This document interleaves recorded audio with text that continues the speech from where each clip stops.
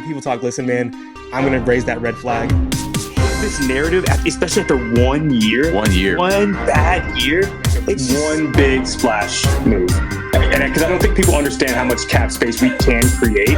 Alex, I want to ask you, because you're a very humble person. And I'm never going to be right about anything. Yeah. I was right. What's up, y'all?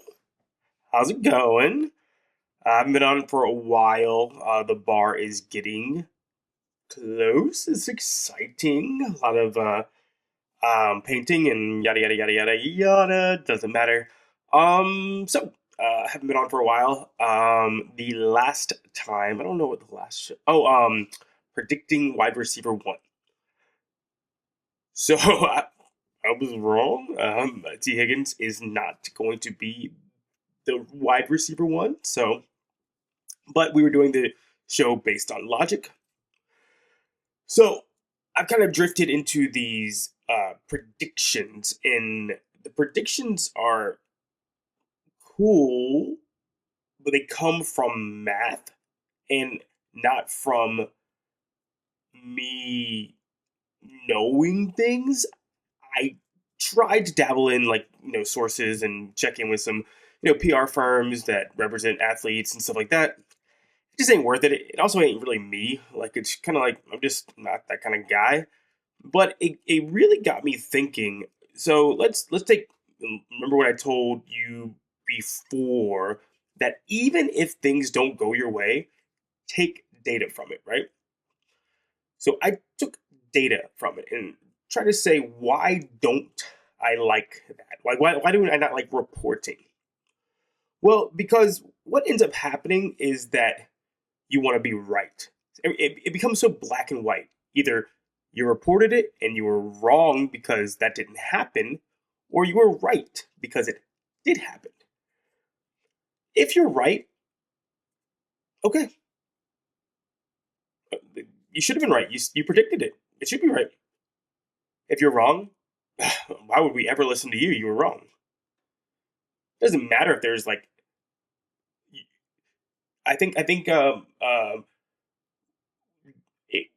there's a equation I saw from somebody, maybe on Reddit, and it might not be true. It might be true. It might not be true. But of all reports that have ever been reported of teams talking in trade talks, 21% of them actually have trades, make the trade. 21%.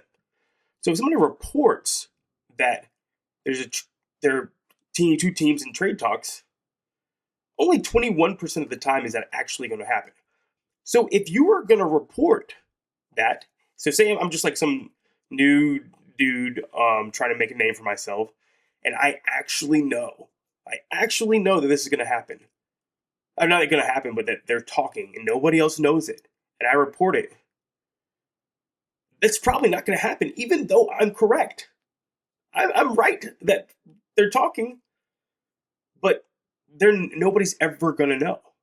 Nobody's ever going to actually know, because it didn't happen. Only if there's an insider, and then they got to trust the insider. So everybody's kind of a little weary about everything. So it needs to be black or white.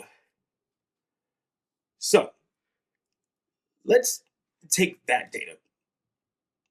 Let's take how people feel about that, about you, about a person, right? If I know that someone is going to judge me, is going to make a assumption of me if I'm wrong, and I have a 21% chance of being wrong, even if I'm right, then I should never even report it. Because more likely than not, I'm going to get someone that has a negative assumption of me for reporting it. Now let's take that data, right? That what is a bad quality in a person, because it doesn't matter if it's actually, in your opinion, a bad quality. It's how people perceive you. So what could happen? Let's talk in absolutes. I'm right, I'm wrong. and they're going to dislike me either way, right? So I need to start being someone that isn't doing absolutes. How can I do that? I think. I'm logical. I'm open, right? So I am my best self. People like me the most when I'm thinking, when I'm open-minded. I'm my worst self when I'm right or wrong, right? Because that person, if I'm right, all right, you're right. Good for you. If I'm wrong, you're a liar. It's your ego. It's like they're just gonna have a bad assumption of you. So if you're like, oh, well, maybe this could happen because of X, Y, and Z, and then you open a conversation. You guys talk about it. So I'm taking a simplified version of how people perceive this one situation, and I'm making a articulate, simplified answer. So I'm at my best self when I'm thinking. I'm at my worst self when I'm trying to be right. Right? So I know I took that data away, so I need to approach everything with that data. Now it was a very specific, and I don't want to harp on this, but there was a very specific thing that happened with the T. Higgins thing, right? We had somebody on Twitter. He reported that T. Higgins was going to be traded to the Panthers.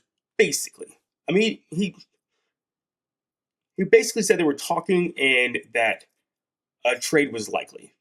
But what immediately happened? We said he's saying, even though he kind of went vague about it, he's saying that T's going to the Panthers. He didn't actually say that, but that's how we thought about it. So that guy's going to either be right or wrong. We know how people are when they're right or wrong. How we as people visualize people that are right or wrong. So let's flip that, because we're talking about how people visualize you. Now, what if we are those people? Well, those people are also wrong because they're making you feel bad, right? Because they're reacting and saying that you're the worst, whatever. So, why are they doing that? Why do they make that assumption? Because they're not thinking, they're reacting. If they thought about it, they would say, this is a human being. I shouldn't assume the worst in him or her. I should think and be kind because it's a human being. So, look at both sides of a situation. If I'm right, or if I'm trying to be right, people are going to be turned off from me. But on the other side, if I'm reacting, then that person is going to be turned off by you. And that's when the conflict happened.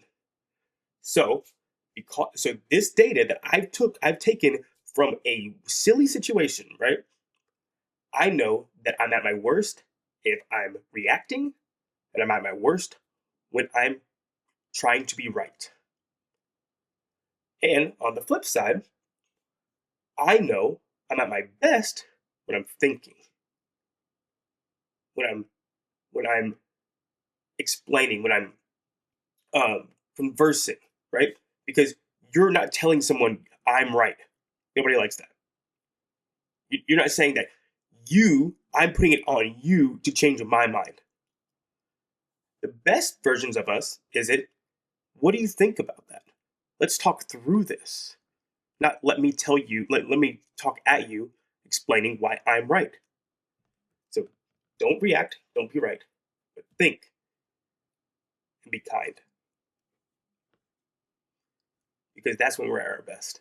We know that from one situation. We took that data from one situation, and it's not mathematical data.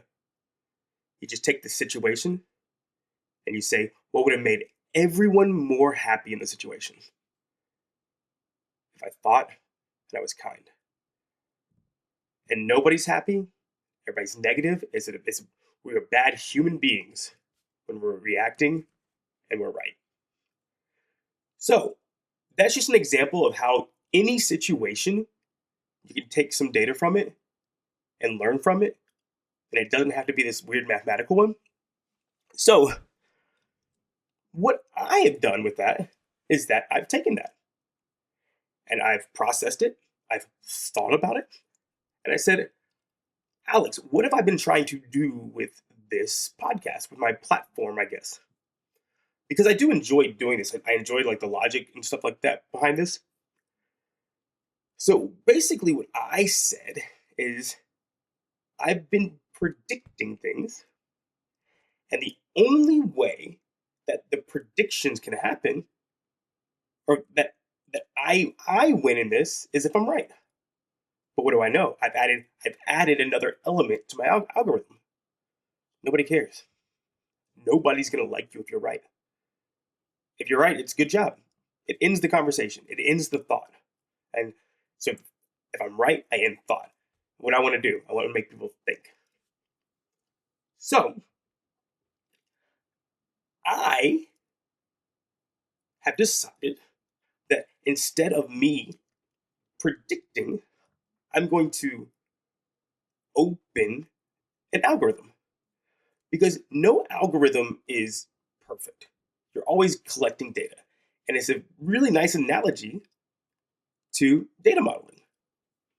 So I'm going to do a very simplified, and I promise you, I mean, maybe it is a little boring, but it's just kind of like, I want people to understand what I do as far as like how I make a predictive model in a very simplified form. So let's take the draft, because all I do on Twitter is I talk at people and I say, this is a premium position. They like, say safety. People are in Malachi Starks. And I say, safety's not a premium position. He'll never get drafted at 8, right? And so they're like, okay, dick. Like they're like, Alex, you're being right, and I don't like that. And then they react to me with the only ways possible. They say, I don't care. Or like, what, I mean, because nobody wants to be talked at like that, and they're going to react, and they're going to say, and I'm going to be mad at them, right? So we're the worst people. We're our worst selves. But algorithms are great because you can always add more data to them. So you're not black and white. You create thought. So let's do a very simplified model. So I'm in the draft, right? So I have my data. So I took the numbers of like the picks from the last 5 years of the NFL draft. So I have all the quarterbacks, and I'm opening this model. So this is a very small model. I would take this and make it more and more and more and more and more. And I might do it. I might just, and then I say, hey, look, I did this. And you can argue with me and say, hey, that shouldn't do this or whatever. Not argue, but, decide, work together. Because that's what engineers do. They kind of like, or architects or whatever, they work together to see how to make things the most efficient possible, which is what math is. You take algorithms, you make it you simplify it.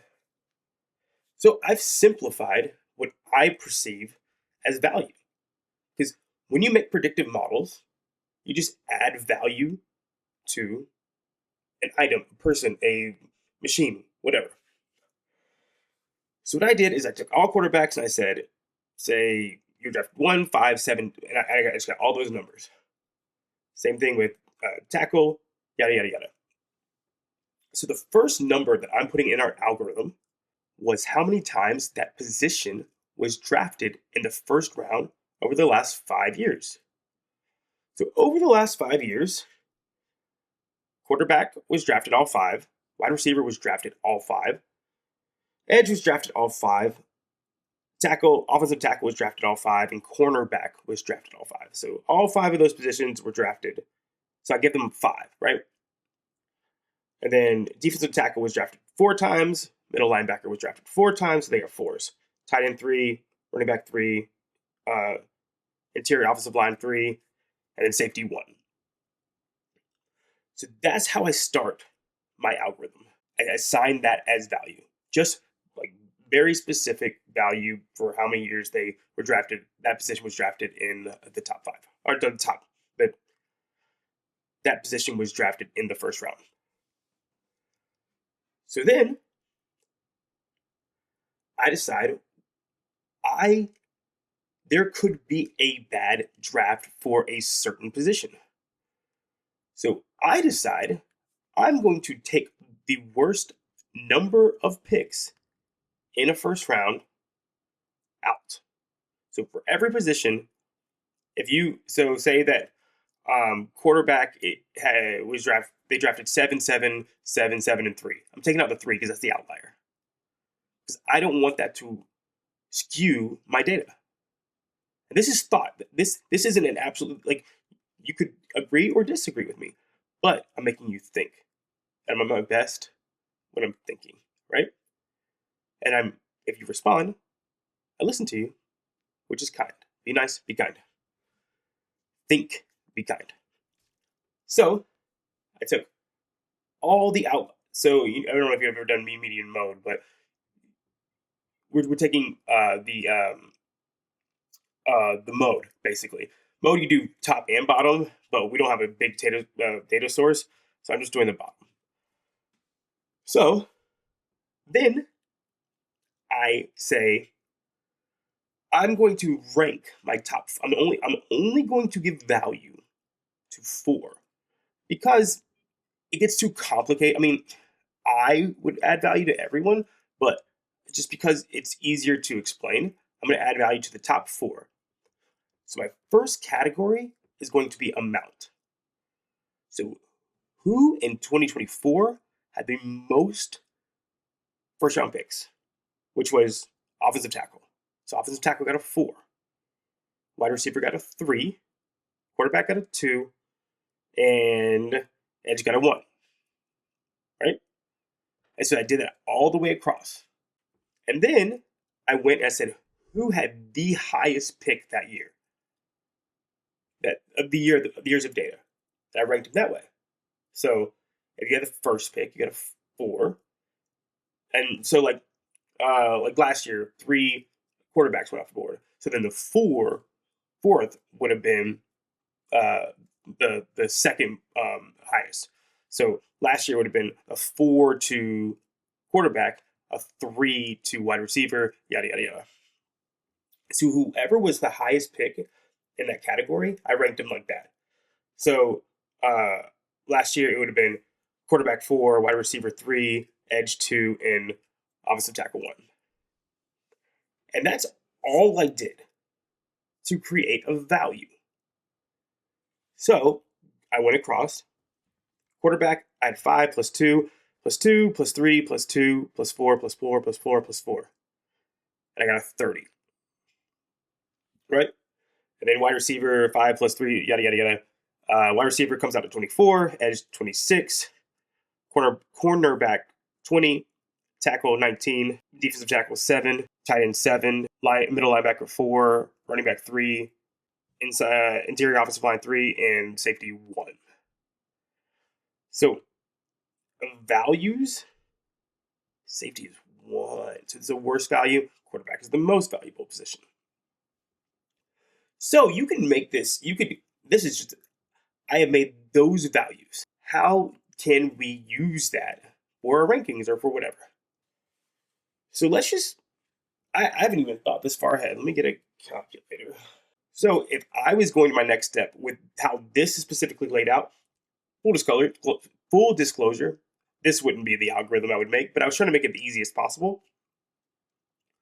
So let's go and do this. So we'll say, let's take all of these numbers and add them up, and then we gain percentages, right? So all of those numbers come out to 144.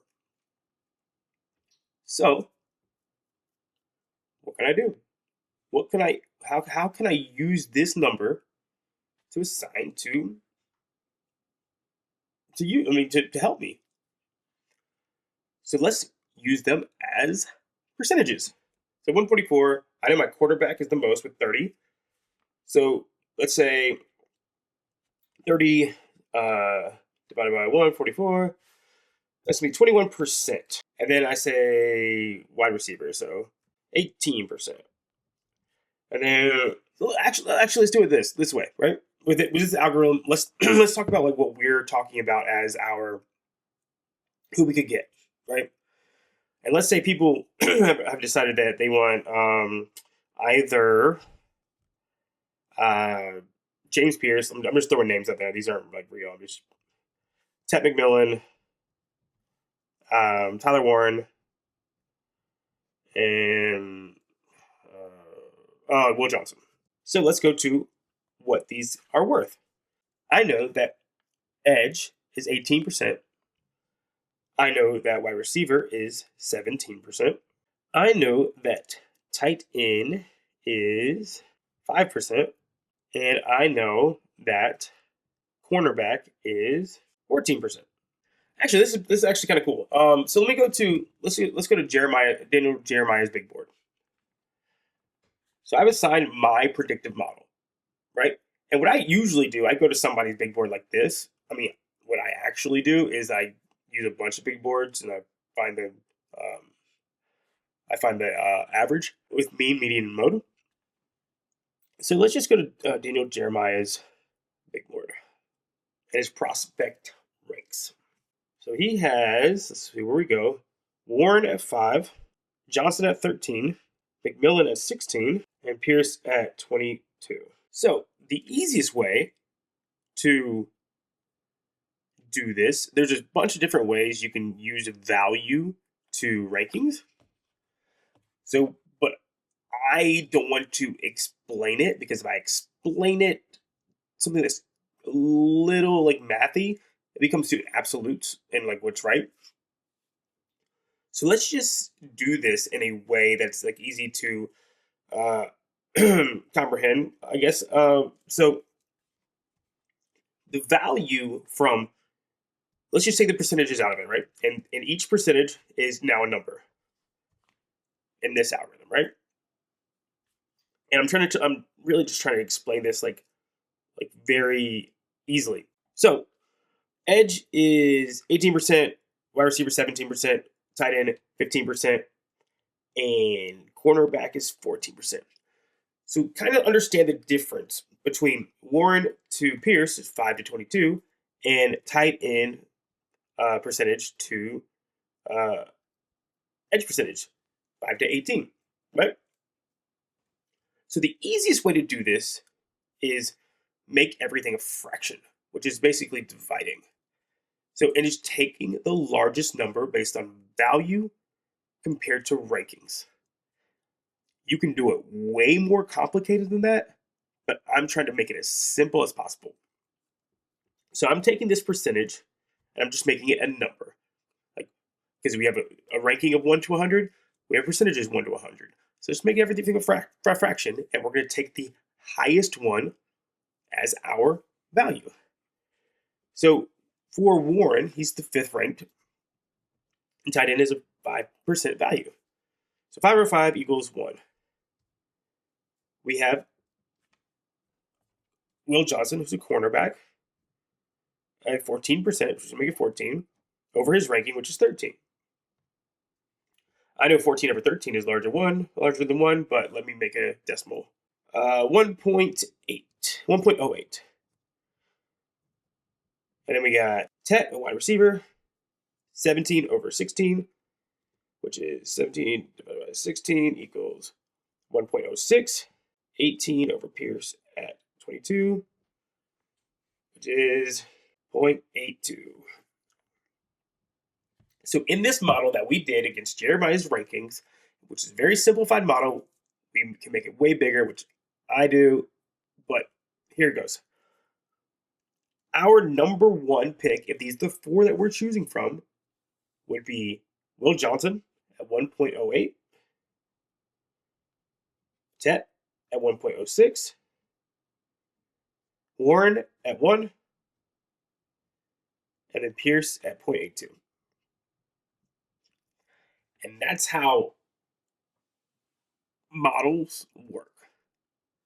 That's how So what I do, the difference between a predictive model and a value model is that when I'm predicting things, I'm taking the data that's historic. What will be like historical data does predict. You predict based on history. What Dan and Canales and whatever they do, they have their value charts and how they value each position versus how they value each player. So they're creating a number and they put the number to the player. I don't put a number to the player. I get that number from Jeremiah, and I get my value from history. Makes sense? So that's how I predict. I predict on what the average scout says and they make value of their own. So Jeremiah says that he ranks these guys, but he's not adding value for the position. He's doing the value of how he values the player. And when people are showing, like, they're saying, look, Malachi Starks is, let's say, 6 on Jeremiah's board. Yeah, but you're not taking the value in. And the value of safety is 1 over 144 in this model. Yep, safety hasn't gone in the first 2 rounds of the last 2 years. So expect safety to fall and expect edge and wide receiver to go high based on this model. So, I mean, I hope that made sense. We'll do some more things. I mean, I thought it was kind of cool to do something kind of simple, kind of to able to share the way I approach stuff versus versus telling you what's right, like what you should be doing. I'm opening up, I'm thinking, and I'm being kind. Because we took that data from that one specific moment, had nothing to do with that. Isn't that fun? Isn't that so fun? To continue to take data from everything. Because it will change your life, change your perspective. I think. Alright, y'all. Poof.